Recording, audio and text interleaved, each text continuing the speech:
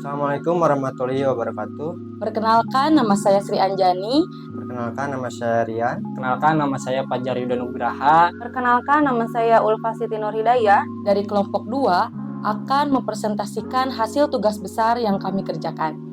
Berdasarkan hasil observasi lapangan, kami menemukan permasalahan yang terjadi pada petani jamur tiram. Permasalahan tersebut adalah sulitnya memonitoring suhu dan kelembaban di kumbung jamur tiram. Selain itu, petani juga ingin dimudahkan untuk penyiraman jamurnya karena mereka masih menggunakan metode konvensional. Berdasarkan pendekatan design thinking, kami mempunyai solusi untuk membuat alat Internet of Things untuk mengatasi permasalahan tersebut. Alat itu kami namai SIMAKMUR. SIMAKMUR adalah singkatan dari Sistem Monitoring dan Controlling Jamur, di mana alat ini dapat memonitoring suhu dan kelembaban kumbung secara real time. Selain itu, alat ini juga mampu mengontrol relay untuk menyalakan pompa secara otomatis atau manual melewati website. Oleh karena itu, berikut ini adalah contoh implementasi serta penjelasan mengenai alatnya.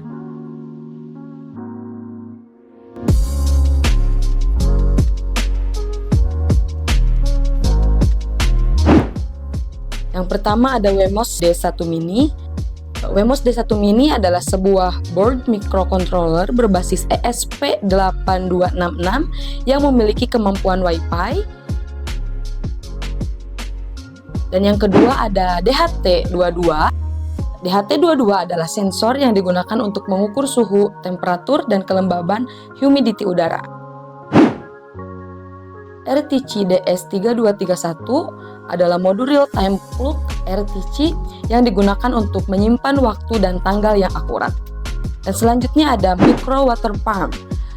Micro Water Pump adalah pompa air kecil yang sering digunakan dalam proyek-proyek DIY. Di sini menggunakan pump 12 volt. Dan selanjutnya ada Power Supply. Power supply adalah komponen yang digunakan untuk menyediakan daya listrik yang stabil untuk berbagai perangkat elektronik. Di sini menggunakan power supply 12 volt 3 ampere yang berfungsi untuk supply energi ke micro water pump. Dan ada komponen LED. LED adalah komponen elektronik yang mengeluarkan cahaya ketika dialiri arus listrik. Di sini fungsinya untuk menjadi indikator alat.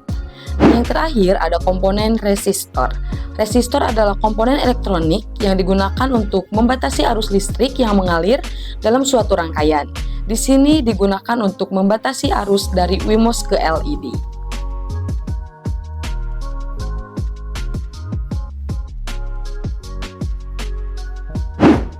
Flowchart ini menjelaskan alur kerja sistem monitoring dan controlling pada budidaya jamur menggunakan aplikasi SIMAKMUR. Proses dimulai dengan menyalakan sistem. Langkah pertama adalah sistem melakukan inisialisasi dan memastikan koneksi ke jaringan Wi-Fi.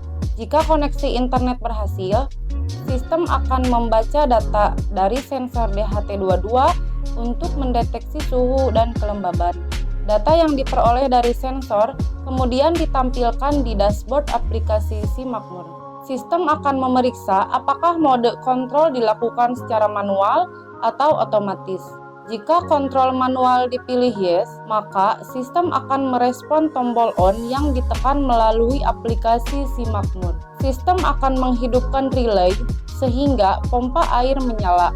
Namun, jika kontrol dilakukan secara otomatis no, maka sistem akan mengacu pada pengaturan waktu RTC yang sudah ditentukan sebelumnya untuk mengaktifkan relay dan pompa air.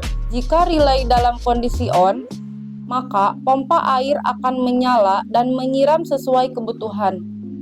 Proses ini akan terus berulang selama sistem berjalan dan terkoneksi dengan internet. Arsitektur Smart System 4 layer. Yang pertama adalah layer instrumentasi, adalah layer paling bawah yang berisi device atau komponen-komponen fisik yang ada di SIMAKMUR, yaitu sensor DHT, RTC, dan relay. Selanjutnya ada layer sistem informasi, yaitu berisi sebuah interaksi banyak device dalam satu sistem. Lalu ada business intelligence, adalah sebuah layer yang di dalamnya ada interaksi banyak sistem dalam satu business intelligence. Dan yang terakhir adalah gamifikasi, yaitu business intelligence yang ada dipakai untuk troubleshoot masalah yang terjadi di lapangan. Dan gamifikasi yang kami maksud adalah si makmur.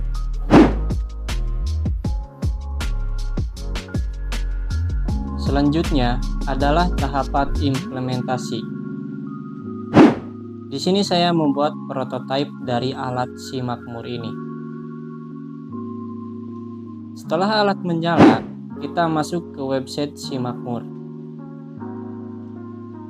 Jika belum ada akun, kita klik daftar di sini untuk membuat akun. Isi nama lengkap, username, dan password, serta tentang kebijakan dan ketentuan yang tertera. Karena saya sudah mempunyai akun, jadi langsung masuk saja.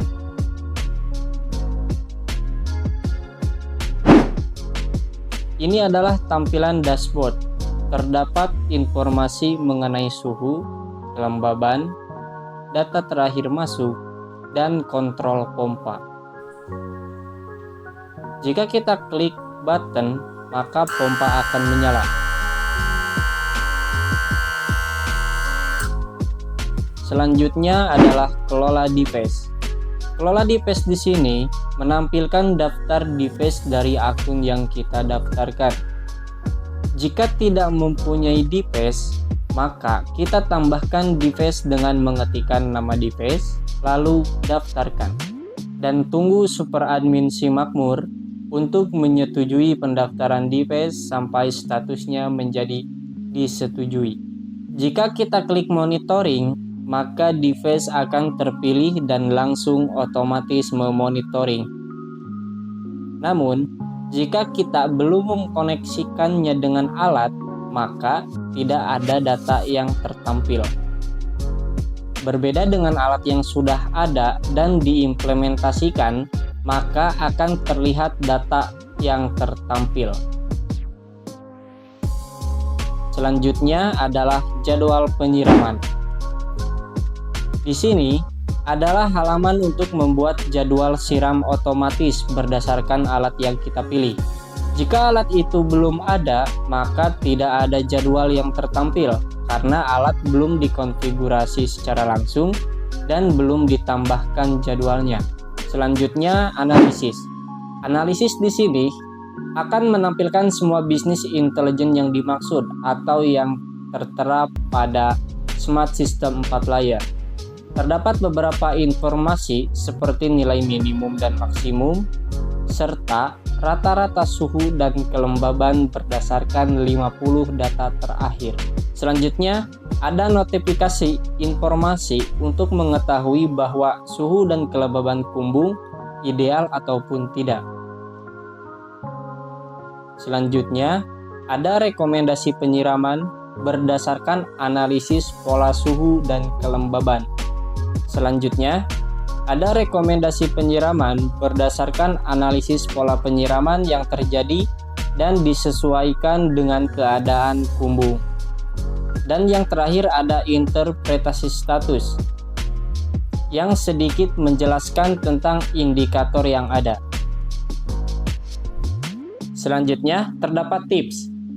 Tips di sini berguna untuk memberikan informasi mengenai kondisi kumbung yang optimal berdasarkan studi literatur dan observasi lapangan, serta rekomendasi jam penyiraman.